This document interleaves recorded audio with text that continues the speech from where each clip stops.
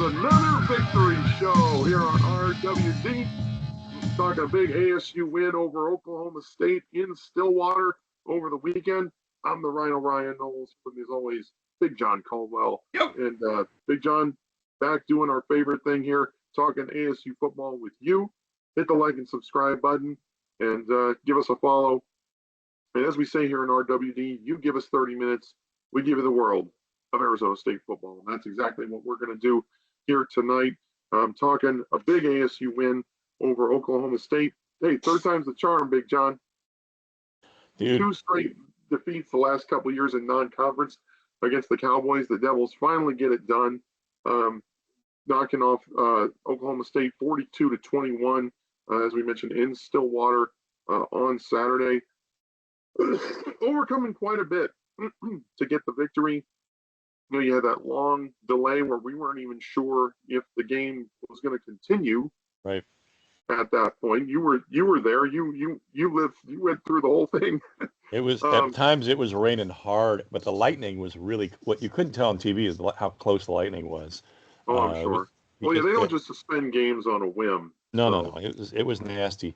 But I have to tell you that I didn't think they could drain that field, and it field drained perfectly. It's nice and crowned, and it was. I imagine they go through this quite a bit. Yeah. The weather that they have there. But really, arguably our most complete game, top to bottom, all 3 phases. Even though we missed a field goal, we made 6 extra points. But man, it was really gratifying to see these kids really come out second half, especially in state, so focused.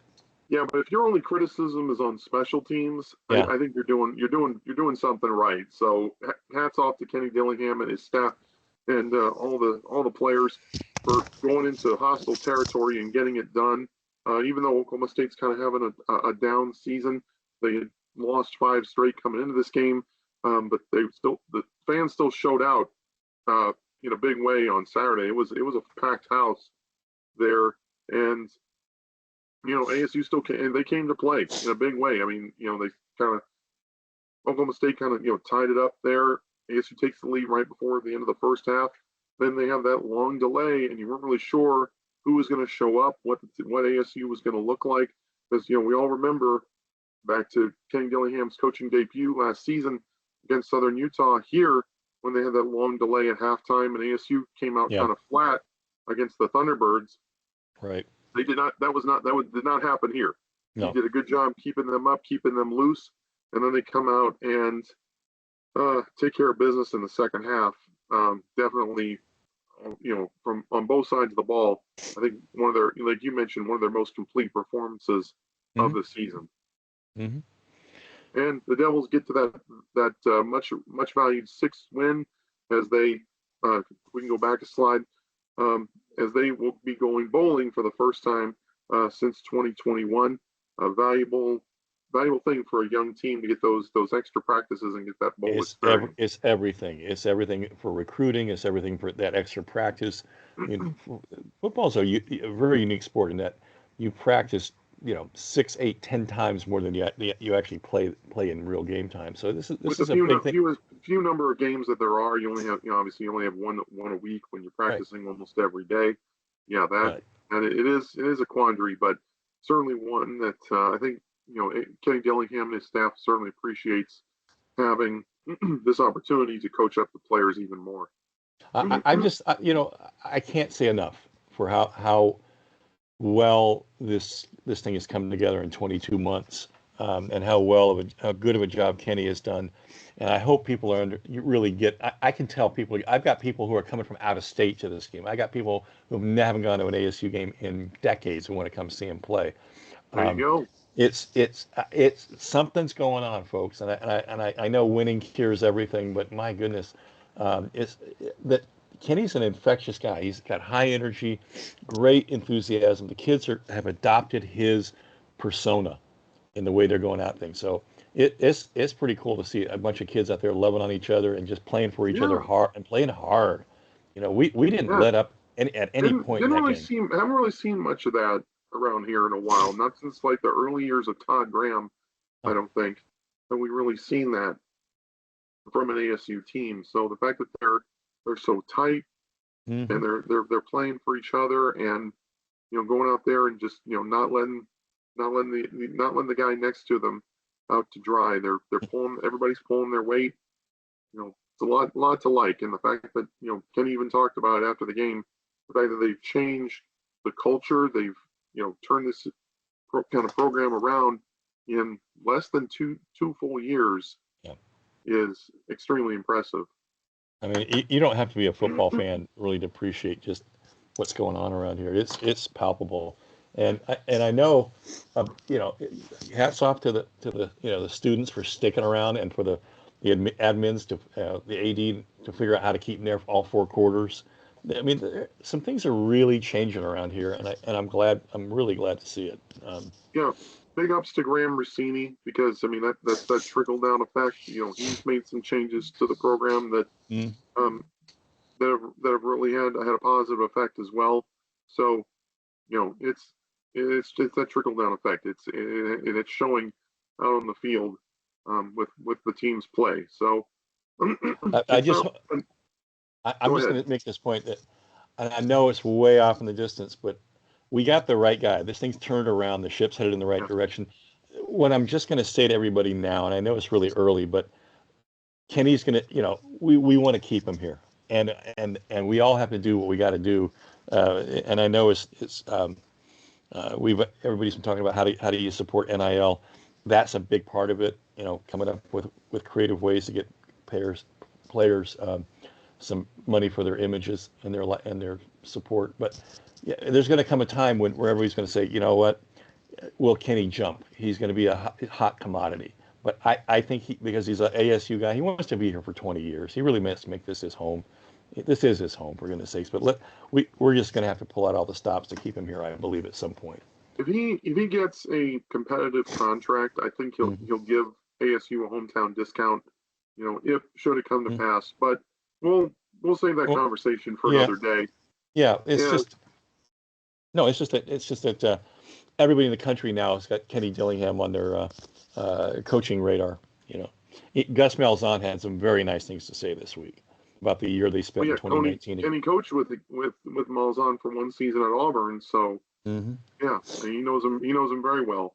And Well, it's ASU did not come out of this game unscathed, as Cam Scadaboo suffered what's believed to be an injured collarbone.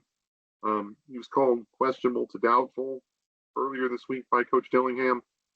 He's expected to be a game time decision, so don't rule him out just yet. But odds are probably about 60-40 that he doesn't play.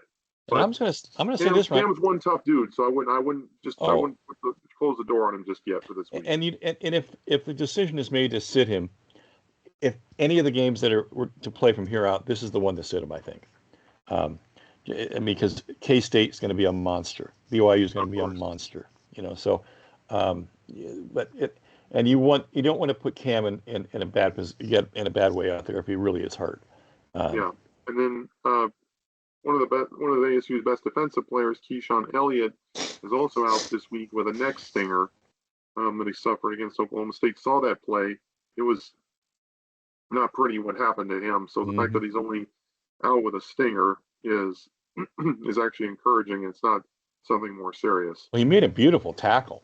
I mean, just a Yeah.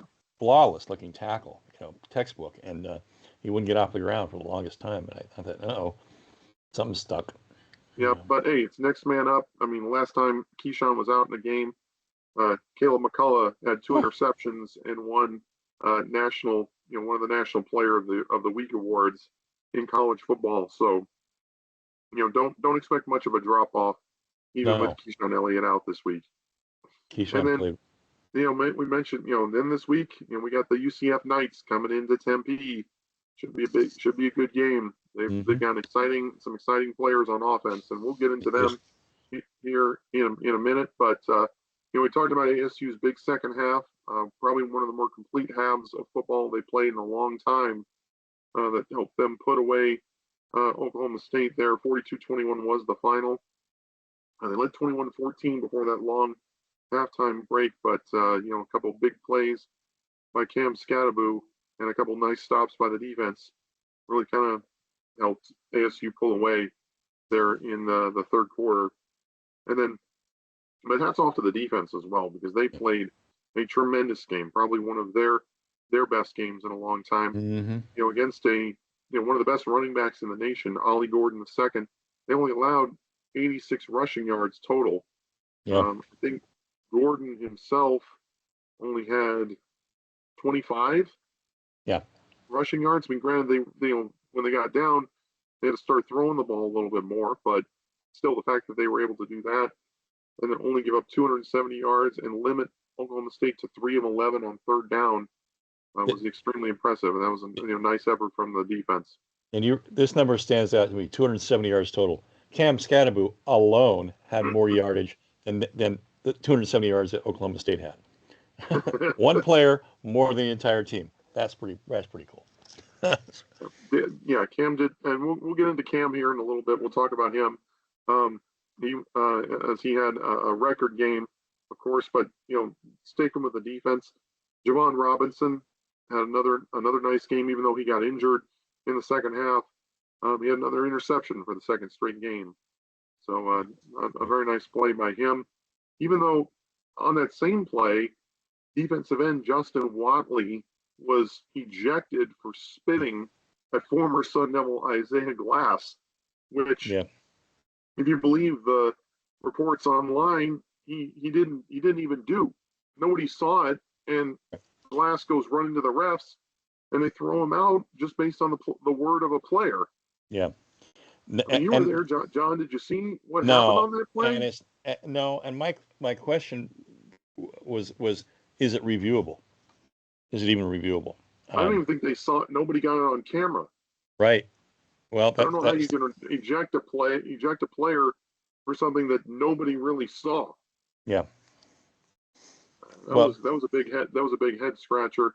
But this isn't like targeting. Justin Watley will not be out for the first half of this week. Right. I don't believe. No, he's not. He's fine. Yeah, that's right. But what was cool was he was waiting for the team to come off in the tunnel. It was pretty cool. Yeah, but I like him. I like his attitude, his motor. He's a nice player to watch. But even with him being ejected that in a very questionable manner, it was kind of a weird play. With the interception and whatnot, it was still nice to have the defense shut the door the way they did in this game. And then we mentioned that long delay due to lightning at the half, but ASU still comes out and balls out in the second half. They definitely looked like the better prepared team in the third and fourth quarters. I think their body clock kind of worked to their favor in this game. Being able to go and take a little nap, get some food, watch some film, took their pads off, relaxed. Yeah, they kept them loose, but alert and ready. Nobody relaxed. Nobody, they kept them up, kept their energy up. So they did sort of tweak on their keys a little bit, as to just looking at film. That gave them some time, so that was pretty cool. They made some adjustments. But obviously Cam Scadaboo was the star of this game as we go on to the next slide. But there were some nice performances to go around in this game because Sam Levitt might have played his best game statistically, coming off that rib injury. It was 63%. Kept him out of the Cincinnati game 2 weeks ago. He was 20 of 29, 304 yards, 3 touchdowns, and a couple nice plays that he made, scrambling using his legs. He got that 8-yard run on third down that set up a 4th and short, and then extended another play where he hit Cam Scadaboo along the sideline for a sliding catch that set up another score. So, yeah, great job by Sam Levitt in this game. We talked about Cam Scadaboo, the record numbers. He put up 274 yards, all purpose. 1 rushing touchdown, 2 receiving touchdowns, including that great, that couple, just kind of passes just coming out of the flat where he just took the ball and, made it happen out in the open. We talk about Cam's yards after contact, certainly, but the fact that he was able to get out in the open and make some plays in this game was very impressive as Well, well. I'm saying, had like look at last year and versus this year. Cam is actually, because he's in such good shape, is running better, and I'll tell you, his top end speed is better this year than it was last year. He wasn't gonna let anybody catch him. He actually showed he Yeah, showed some. on that fourth down catch where he snuck out of the That's backfield and nobody that's right. picked him up. That's right. I was yelling at the TV. I was like, "Run, run, Run. run!" And It was he got up the sideline. Nobody really got within view until about the 10-yard line. By that time, it was too late. So, he likes getting that hand on that helmet, man. of He'll course, stiff he had the you. quick stiff arm. He's got the stiff arm going, baby. I love it. Yep. And So, then Kyson Brown came in and had a couple nice carries. mhm. Had 2 touchdowns himself. I talked about it last week on the show. I felt like they needed to get him some more touches. Yeah, I thought he looked really good early on in the Cincinnati game, and then they, just stopped using him. But it was good to see him get some play in this game, and you're definitely going to see him this week against Oh yeah, UCF. And he'll be then the Jordan feature back. Tyson just continues to be wide receiver 1 on this team. Another nice game for him. He did have that bad drop on third down, but still a nice overall game for him. 8 receptions, 81 yards, and that first touchdown of the game when everybody and their brother was thinking run, and he gets Hmm. 1-on-1 over the middle for the score. It's funny how So, Jordan will drop balls like that early in the game and like he'll just get better. It gets more locked in as time goes on. well, you remember that Kansas game where he had a bad drop that led to an interception. He had a Hmm. fumble, Yep. and then he comes back with 2 big touchdowns late in the game to key the win. Oh, So, I thought he was yeah, the the key fact that play. he doesn't get down on himself, that his Right. teammates don't get down on him, Hmm. and he's able to bounce back and play a good game. So it speaks volumes for the type of character that he has. It was nice. The ball got passed. O'Meary got a ball. X got a ball.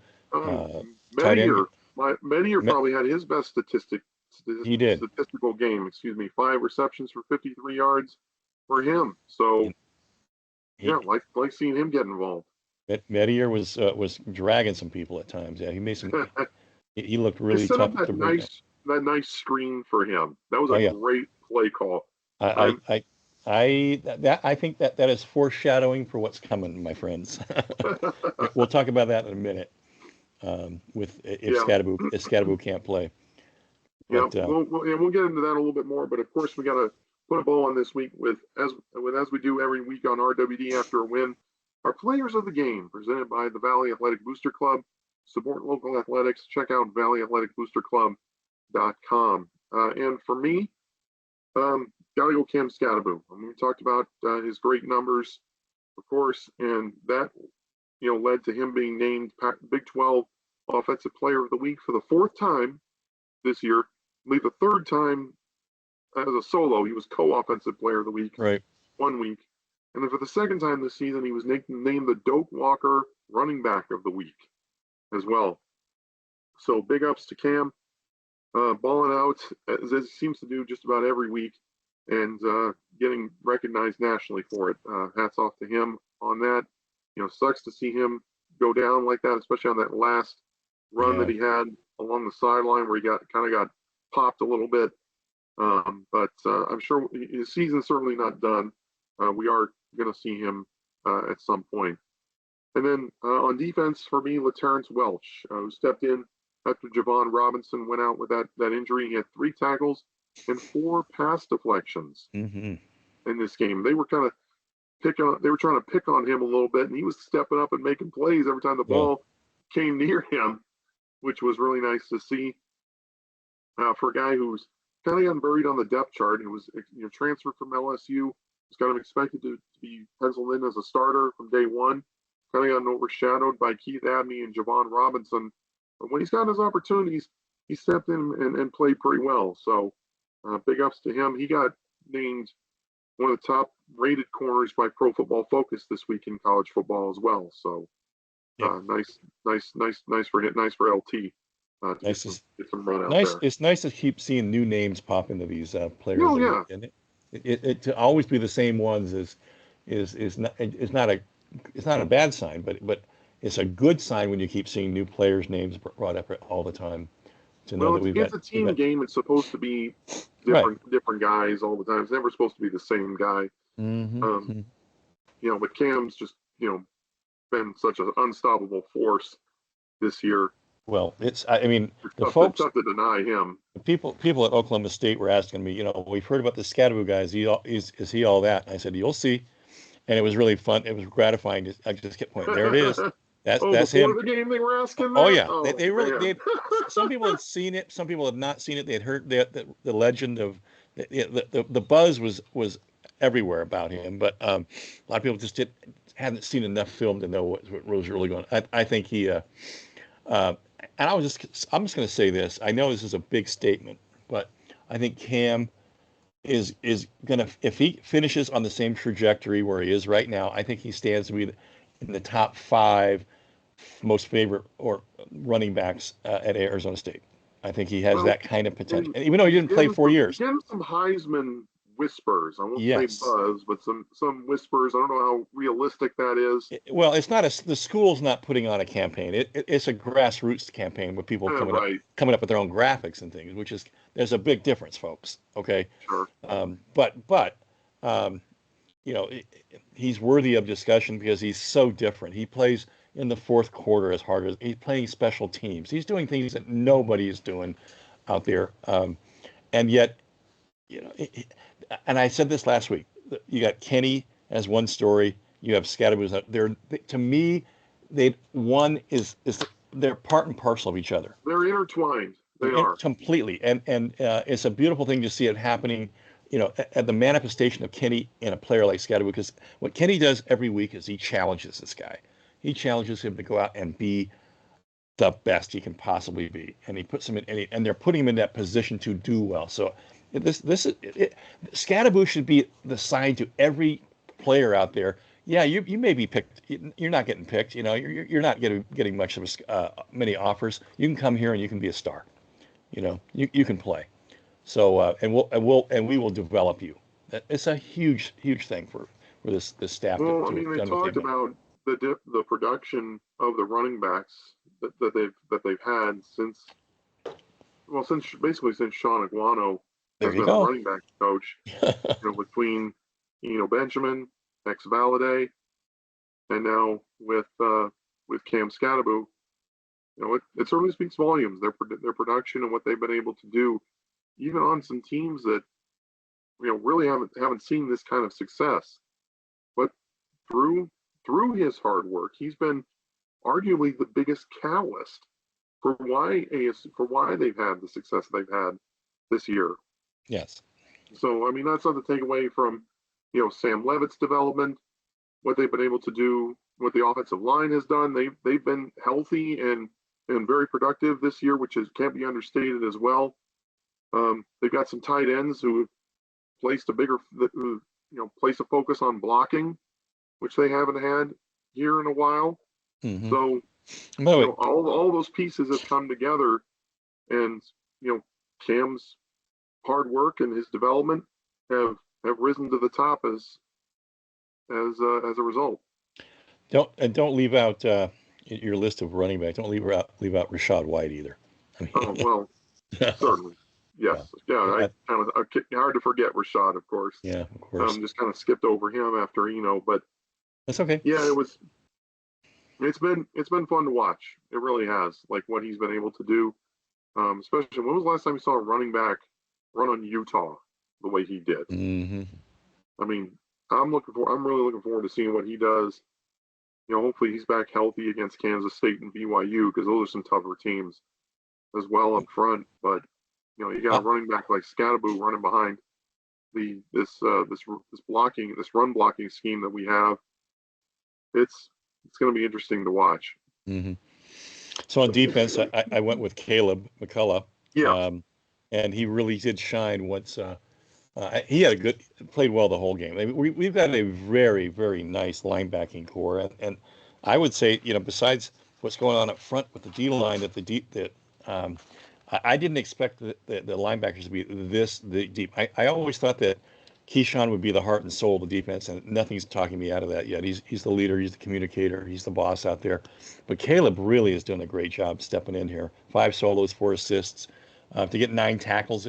I mean, it was evident that we were going to stop that run, and he was a big a big gap stopper, jumping in. You know, we were so gap sound, and a big part of it was our linebacking play. But man, you talk about you know, just our entire our whole core of Fiasu, call it Hughes, Crew, Thunderbird. All those guys are getting nice reps in there. So hats off to the linebacking core. Um, there's one more linebacker I'm leaving out. Well, you got Crook. Crook, that's it. Crook and Crew. Yeah, since he got back, since he's come back healthy, he's played very well as well, and we'll see a lot more of him and Fiasu, and of course McCullough this week with Keyshawn Elliott being back. So we're gonna need that run defense to kind of carry over when they face this rushing attack of UCF that's certainly explosive. But this leads us into our kind of our transition question of the week we wanted to pose and discuss. What does ASU's offense look like without Cam Scatterbo? Because he's been such a focal point, basically the first option of the team for most of the season. Where do they go from here? What adjustments do they make without him in the lineup? Well, if we keep blocking the way we have the last couple of games, I mean, hell, they could put you or me in back there. But no, I'm exaggerating. But no, I think we've got 3 more running backs that are very capable. And you saw what Brown could do. You saw what we have a decent running game. Speaking of DeCarlos, I point back to what he did against Washington State in that win last year, when Cam was out and DeCarlos was the feature back. He came in and had a great game, had a couple rushing touchdowns. Yeah. You know, and really helped carry that offense. Yeah, but I think that if you're going to try to make up what Cam is missing if he's not running, I think your X factor is going to be Sam, as far as carrying the ball. And so, hopefully that rib injury is healed enough to where you don't have a problem putting him, you know, in harm's way. You know, hopefully he slides a little bit more now. I'll tell you that scramble play he put on, where he probably ran 65 yards just to get close to the first down. That told me he was ready to play. Yeah, and he definitely balled out in this game, and it was good to see him get out and run. That 4th and 3 early on that he got out, you know, broke the pocket and broke containment and headed up the sideline to get the first down. Ran right to the mark. Big as well. So right. I think hopefully he's healed up enough to where he can take the hit if he needs to. Obviously, don't like to see him take that. You know, hopefully he can get down a little bit.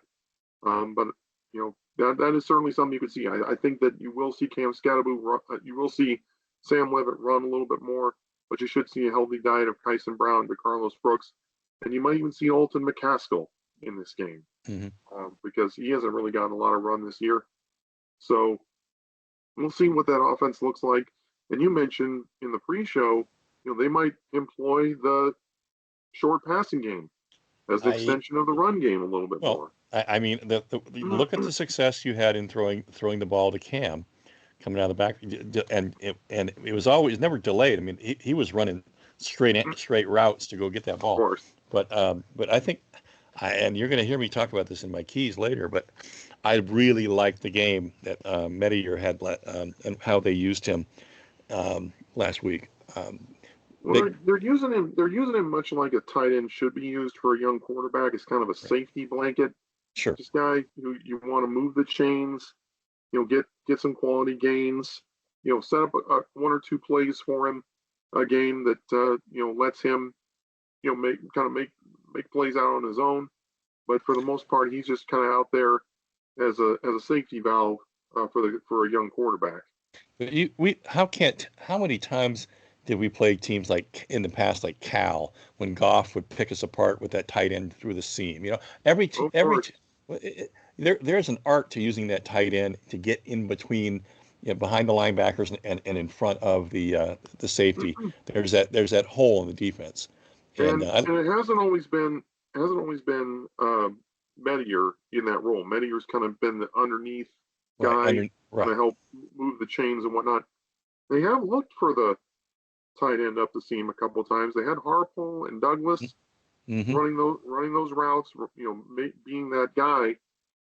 Maybe this is a time where you use the play action and look for one of them up the seam in a game like this. Because I remember, I think it was Harpole who had that catch against Texas State where he could have walked into the end zone Right. and lost his feet.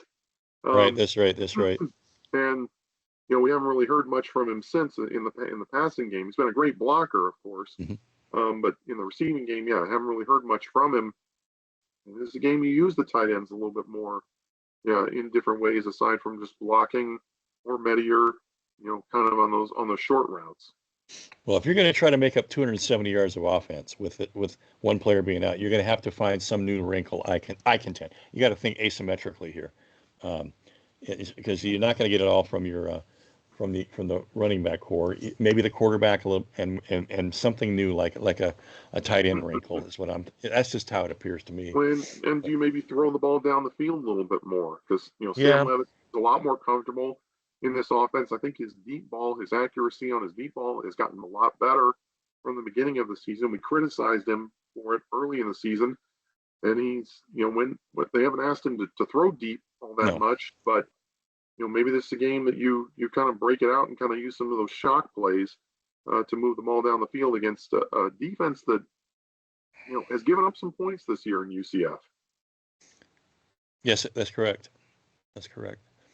Well, and I'm just going to end. I'm going to end on this. That is, one of the beat writers has mentioned that he's close to the situation, and he and I talk all the time, and it's he felt like Cam would play, but he just needed a couple of days of rest on this thing, just to heal up, and that's certainly a possibility. We could be. We're just kind of playing the what if game, the devil's advocate, so to speak, on this. If Cam Scatterboot does not play, because he's been such a big part of this offense this year, what does ASU's offense look like without him?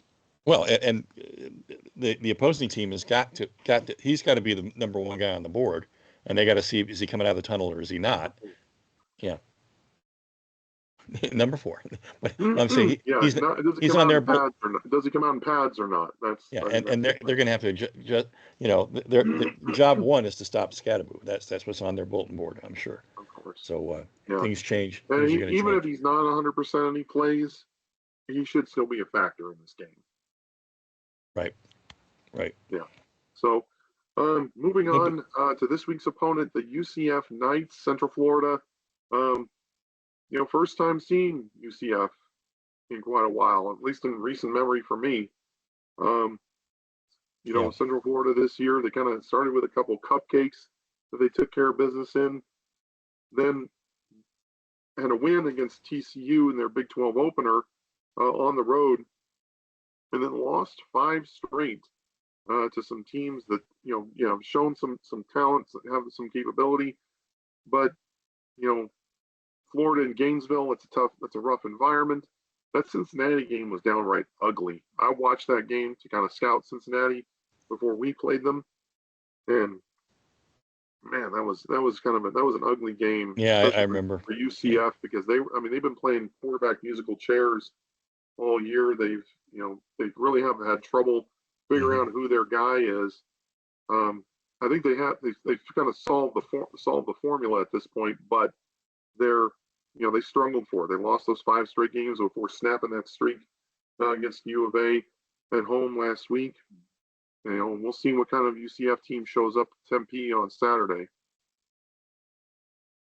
Now, these had this loss to Iowa State, heartbreak. But they probably should have won that game. I think this is probably where they thought they could turn this thing around. So, what are they playing for? They're obviously they were picked to finish 8th, so I think they're trying to beat expectations. Very middle of the road of the Big 12, but they had one of the top transfer classes. If we go to the next slide. Yeah, but this game got to stick in their craw, got to stick in the U of A's craw for the rest of the year, man. They just we talked about that in the pregame, about what's going on down there. But we that'll be it for another show. Yes. And a familiar name at head coach for UCF, Gus Malzahn, the former um, Auburn Graham. Auburn offensive coordinator when they won the national championship with Cam Newton in 2010, was the head coach in 2014, I believe, when they lost to Florida State in the national championship game.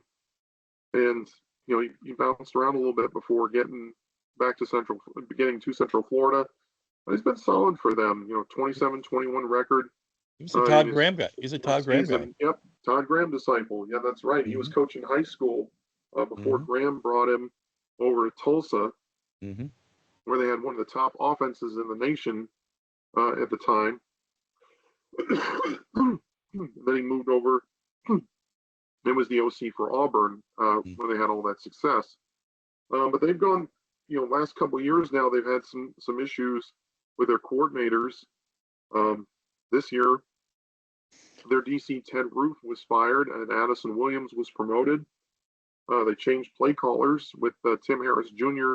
now being named the play caller. We mentioned their losing streak getting snapped last week with a impressive win over Arizona. But they were picked to finish 8th. But as we know, preseason predictions and rankings don't really mean a whole lot when you look at what the Big 12 looks like now. But they had one of the top transfer portal classes coming in, and one of the jewels of that class was expected to be KJ Jefferson, the quarterback from Arkansas, who was a big dual threat, had a lot of success in the SEC, was expected to come over to UCF and kind of light the place on fire. And he was kind of a disappointment. They really struggled with him at quarterback. They were trying to kind of figure out what the right mix was under center, and that's a big reason why they had that 5-game losing streak. But there he is. There's the man. Gus Malzahn. Yep. He's aged, man. I mean, I remember him as when he first got to Auburn. But Gene Chizik was not a very good coach. No. What he did with Cam Newton and Michael Dyer and that Auburn Tiger group, leading them to the national championship, it was noteworthy. With his play calling and whatnot, should not be understated. That was one of the best teams I think we've ever seen. Like I say, he was very complimentary this week of Kenny, saying that the year they spent together, 2019, Kenny was with him in Auburn in 2019. That's right. Yeah, and he specifically said he was organized, high, great personality, high energy. You couldn't outwork him.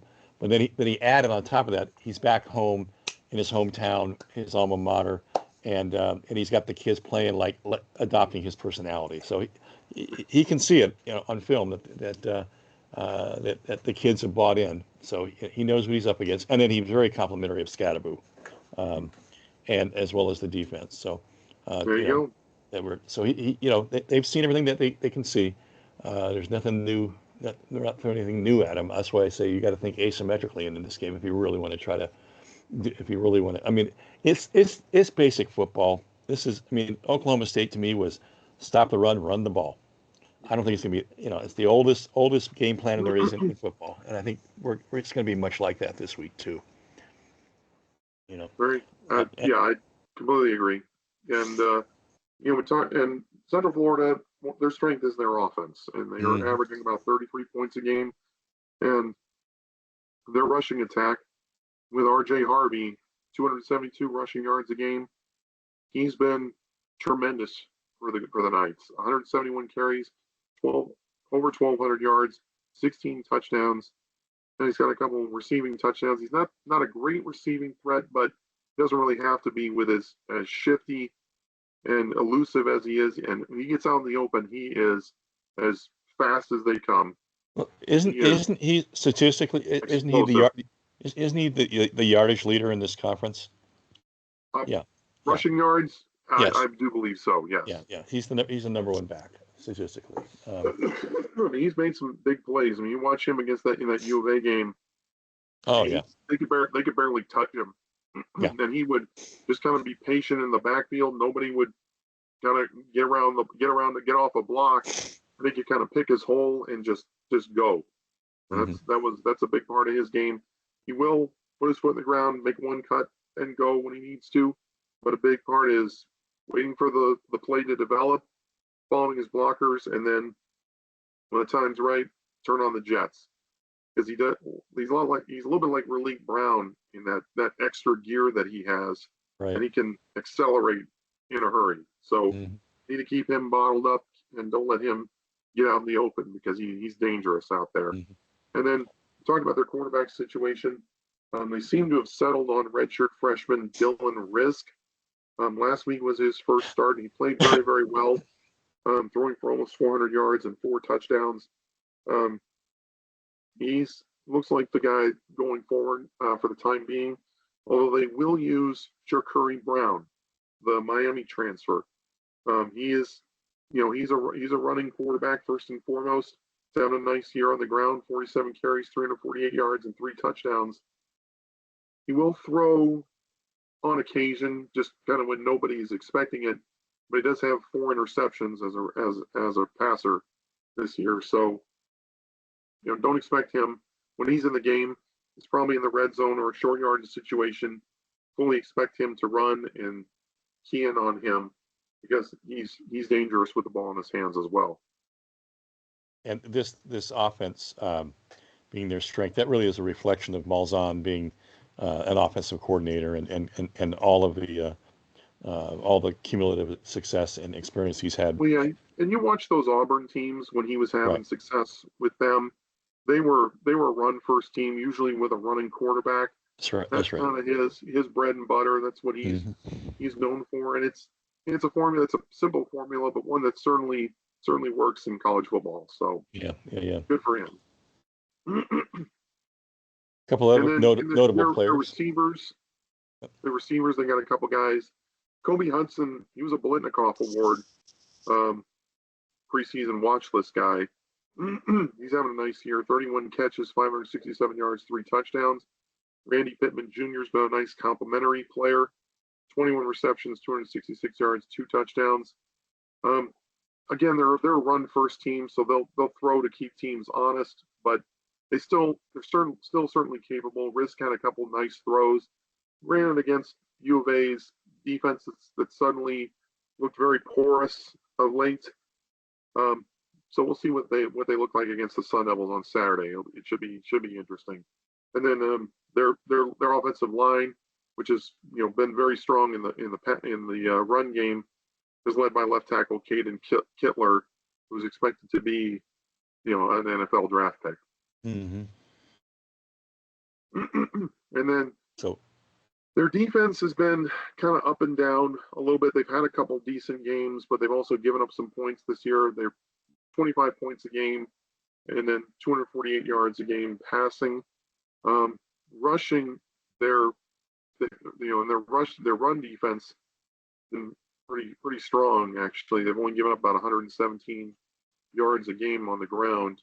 They haven't really played. I mean, the only real running teams that they played have been Iowa State and BYU, 2 games that they lost.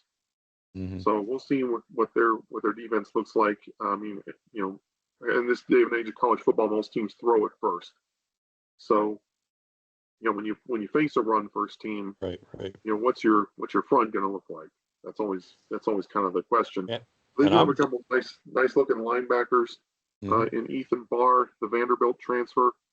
He's got 47 tackles on the season, and Deshaun Pace. He's a guy who plays the outside. Plays the run, the pass game very well. He's got a couple interceptions on the season. So a couple playmakers in the linebacker spot, and then up front they got a couple good looking D linemen. Lee Hunter, their D tackle, was on just about every major defensive line award watch list at the beginning of the season. And he's kind of a space eater, but he's had a couple nice games with 5.5 tackles for loss and a sack. Malachi Lawrence is their really good pass rusher. He leads the team with 4 sacks. Also got a fumble recovery and 5 tackles for loss. And then on the back end, a couple guys who picked up some interceptions, but their leading DB is Brandon Adams. They'll line up all over the field. He's got a couple picks this year, but he's questionable with what they're calling an undisclosed injury. So we'll see if he plays on Saturday. Hmm. And then our keys to the game, presented by Sleep in Heavenly Peace, a great nonprofit that builds beds for families in need. Please support Sleep in Heavenly Peace. And for me, I mentioned it a little bit earlier, but you got to leave it to Sam, so to speak. Leave it to Sam. The QB, the quarterback, he needs to step up and be a little bit more of go from kind of a game manager to a game breaker and step up in the passing game. And continue to do what he's doing as far as extending plays and drives with his legs. He's been really good in the passing game. Just kind of need him to kind of continue on that path and that upward trajectory that he's been on this year. He had a really solid game against Oklahoma State. But what's he going to do when he doesn't have Cam Scatteraboo underneath to dump the ball off to? It'll be interesting to see how he plays in this game. But I like what I've seen. Do they maybe throw in some more downfield passes in this game, and add some of those shock plays that I talked about earlier to maybe help give that offense a boost if in fact Cam Scatteraboo does not play. And then on defense, harness Harvey, keep RJ Harvey in check, and I kind of like what they did against Oklahoma State. Stack the box against the run.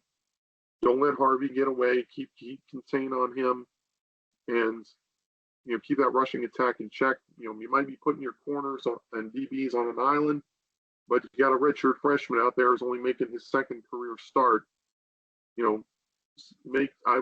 Try to make him beat you with his arm because he's a little bit unproven. And if you can put some pressure on him, maybe you can force some mistakes out of him. So those are my keys. I like where you're going with this, especially them giving up 250 yards of passing per game. That just tells me that the opportunity is there for Sam, Sure. and we're just have to find the guys who can get separation. You like the long ball. I think it may be time, but I like what you're going in terms of having him. At this point, we've been letting Sam manage the game. I think what you're saying, what I'm reading here or getting from you is time for Sam to win a game. To be that guy. And he did to a certain extent against Texas State. That was a game where they relied a little bit more on his arm to win the game. He had more downfield throws than he had to make. Kansas was a little bit like that too. He had to make a couple big touchdown throws at the end of the game to win. I think this is a game, especially if you don't have Cam Scatteraboo. Yeah, you need Sam Levitt to make some throws out there in order to pull out the victory. Yeah, and if I haven't been going to practice, but I can only imagine that if they say, "Hey Sam, you got the green light to run," they've been trying to show him how to get down. It's real essential that he don't want to re-injure that microfracture. But he certainly looked mobile. There was no sign to me that any part of his game was suffering as a result of what happened at Utah. Yeah, he looked solid again. He looked solid against the Cowboys. That was really nice to see. Yeah. But this young quarterback seems to me you're right. Young quarterbacks can do dumb stuff if you put pressure on them. So it's make him beat us with his arm. So and then stop. So I'm very much the same. You got to limit Harvey. The kid's he's the man in this conference. He's going to get his yards, but keep him to short yards, right? I'd rather see us. I don't want to see the 10, 12, 13-yard game by the big slashing runs. Yeah. So much of what they do on offense runs through him. That's right. And so without Cam, we are going to have to keep this running game going. We're going to have, you're going to see kind of three guys carrying the load, maybe more. And it's obvious Tyson's is wide receiver one, but I sure think Medier after the last game with 5 receptions and the way how hard he's running, how he's really physical out there, that may be a real key, especially if there's a mismatch out there. And that just adds that new offensive wrinkle. I think that something asymmetric they haven't seen on film. They've seen Medier, they've seen some of these guys, they maybe haven't seen him in some of the routes they're going to run. So I'm just expecting, that we're gonna have to stop the run like we did last week, and we're going to have to try to maybe throw a new wrinkle at the offense that we just haven't quite seen before in terms of numbers of. Instead of 5, I mean, that was Meteor's most productive game with 5 catches. I mean, that could easily 10 catches could very well be where you wind up with, especially if there's a mismatch. Yeah, I mean, they should continue throwing him those short passes, and let him, continue to. He's been really good at moving the chains. Yeah. Here, so yeah, you continue to look for him and kind of use him as an extension of the running game. Yep. Yeah, you could. I could certainly see him getting 10 catches or more. That could happen. Yeah, I just think it's that, and I think the coaches all know what they've got. I was very impressed. To me, this was Arroyo's when I say the most complete game, it was really a compliment of Arroyo. I thought Arroyo called a very good game. And it wasn't 4-down football. It was very asymmetric. I liked. Yeah, they weren't playing. They weren't really playing for 4 downs. No, they were playing to get the ball in the end zone. Yeah, strike. Let's throw strikes. Let's throw strikes. Yeah, you can see it. So yeah, and against that defense, defense as bad as it has been, you can get a little bit more aggressive because your running attack was as effective as it was. But hopefully that they can carry that momentum over into the next week. And here as we show our predictions, you and I both have ASU coming away with a victory. And we do think this is going to be kind of a higher scoring game. Maybe the first team to 30 pulls out the victory. I got ASU coming out 34-30. I think it's going to take a defensive stand at the end of the game, but I do like their chances with with what they've shown the last few weeks.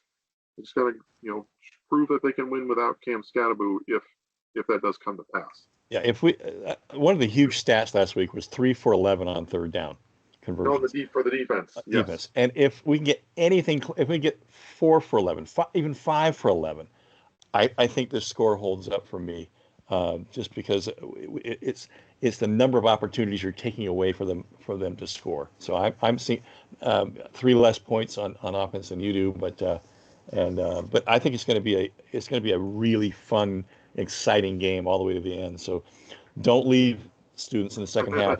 Stick around. This is going to be a good one. So at 31-20. Yeah. They're looking for a sellout this week. Let's get them some free food. Come on. Yeah. Graham's not going to be there. Rossini's going to be with the triathlon teams getting kicked off this weekend, so he's going to be out of town. Yeah. Anyway. Okay. And that'll do it for us. We say forks up. Go Devils. Knock out the Knights. Knock them out, baby. Dilly dilly. Dilly dilly.